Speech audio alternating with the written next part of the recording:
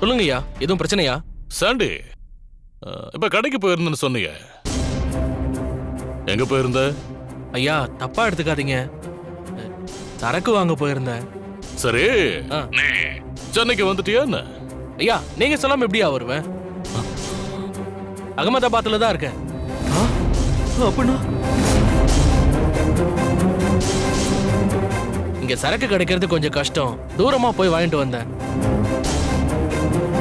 நீங்க சொல்லாம நான் எப்படியா வருவேன்? ஐயா எதுக்கு அதெல்லாம் கேக்குறீங்க? டேய், ஏன் எதுக்குன்னு கேள்வி கேட்காத. நான் சொல்லாம சென்னை பக்கமே வந்துடாத, புரிஞ்சுதா? ஐயா இன்னும் எத்தனை காலத்துக்கு தான் பாஷை தெரியாது இந்த ஊர்லயே இருக்கிறதுயா?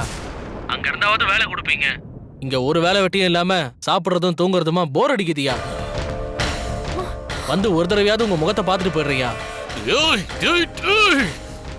கூட்டாளிங்க 3 பேர் செத்து போயிட்டானுங்கடா.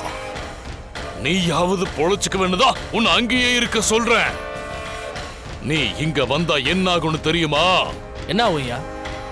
உங்க மருமக என்ன கொன்றுவாங்களா, இல்ல அந்த போலீஸ்கார என்ன அரெஸ்ட் பண்ணி உள்ள போட்டுருவாளா? இந்த வேலையெல்லாம் என்கிட்ட நடக்காதியா. சீரியஸ்னஸ் புரியாம அசட்டு துணிச்சலோட பேசாத. ஏய், நீ இந்த பக்கம் வரவே கூடாதுடா. இது என் உத்தரவு, புரிஞ்சுதா? ஐயா உங்க மருமகளை பார்த்து எதுக்கு இப்படி பயப்படுறீங்க? நீங்க சரின்னு ஒரு வார்த்தை சொல்லுங்க, நான் வந்து அவ கதையை முடிச்சிடுறேன். என் சொல் பேச்சு கேட்க மாட்டே நீ. இது பார், நான் சொல்லாம இந்த பக்கம் வந்து நானே உன்னை சுட்டு கொன்று வேண்டாம். என்னதான் வேணும் உனக்கு? 3 வேளையும் சாப்பிட்டுட்டு அங்கேயே கடை, புரிஞ்சுதா? சரிங்கய்யா. வை. எதுக்கு ஐயா அப்படி சொல்றாரு? என்னன்னு நடக்குதுங்க? சாண்டி கூப்பிட்டான்னு தான் நம்ம பங்களாக்கே போனோம். இவன் என்னடான்னா அகமதாபாத்ல இருக்கேன்னு சொல்றான். அண்ணே, அப்ப யாருன்னு நம்ம கிட்ட பேசிருப்பா?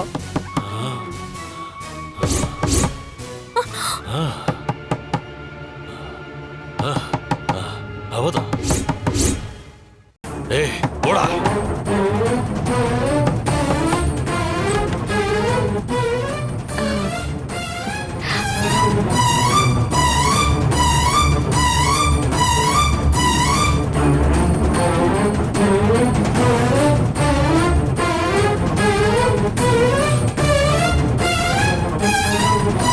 என்ன எல்லாரும் சிலையாட்டம் நிக்கிறீங்க?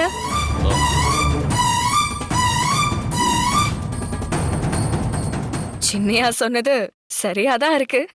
அப்படி என்ன சொன்னா அவன்? அதுவா, எரும மாட்டு மேல மழை பெஞ்ச மாதிரி எனக்கு என்னன்னு அவங்க அவங்க பாட்டுக்கு இருப்பாங்க. அவங்க கிட்ட நான் சொன்னேன்னு போய் கூட்டிடுவான்னு என்ன அனுப்புனாரு. எங்களை இப்ப எதுக்கு அசோக் குறை சொன்னா? நேரத்துக்கு கொட்டிக்கிறதுக்கு தான்.